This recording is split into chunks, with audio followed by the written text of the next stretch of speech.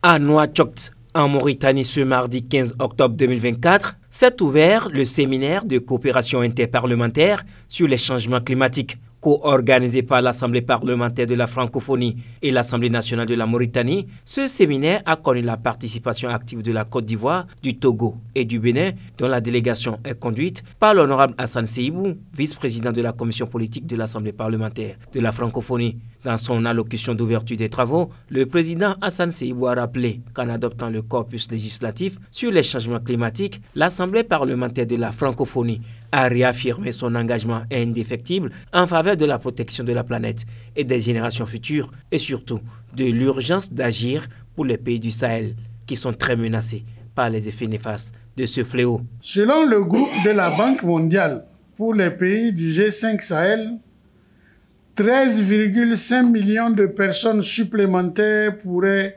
basculer dans la pauvreté d'ici 2050 du fait des chocs liés au changement climatique si des mesures urgentes en matière d'adaptation ne sont pas mises en place.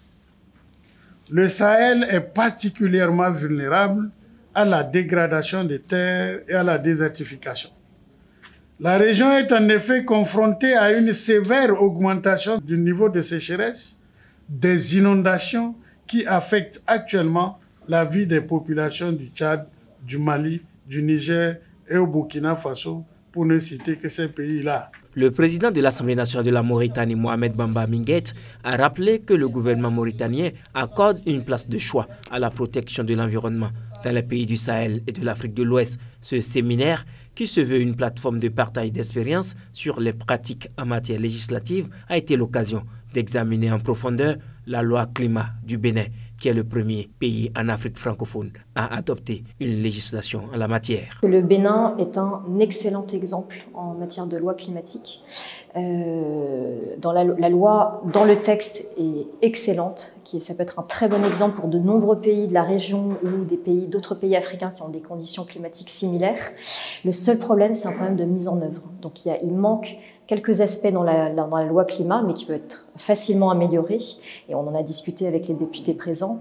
Mais en tout cas, dans le texte, c'est excellent. Il faut juste un suivi, un contrôle de la mise en œuvre de la loi pour qu'elle soit plus efficace. Préoccupés par la question à l'ordre du jour, les parlementaires béninois présents à Nouakchott ont apporté des contributions significatives pour circonscrire les effets néfastes des changements climatiques. La participation à cet atelier me permet davantage que nous puissions nous remettre dans notre rôle, comme l'ont dit mes prédécesseurs, de législateurs pour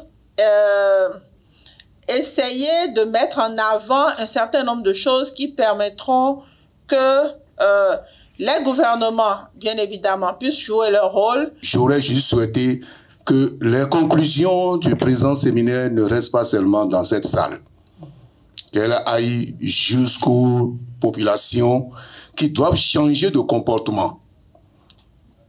Les populations, pour qu'on réussisse, doivent accepter, et c'est notre rôle. On doit pouvoir entreprendre des actions de déprogrammation et de reprogrammation de nos populations, sans lesquelles aucune action, même une loi qui comporte tous les éléments d'efficacité, ne pourront pas aboutir. Une invite a été lancée aux autres parlements à faire comme le Bénin et se mettre au pas pour une meilleure résilience face aux affres des changements climatiques.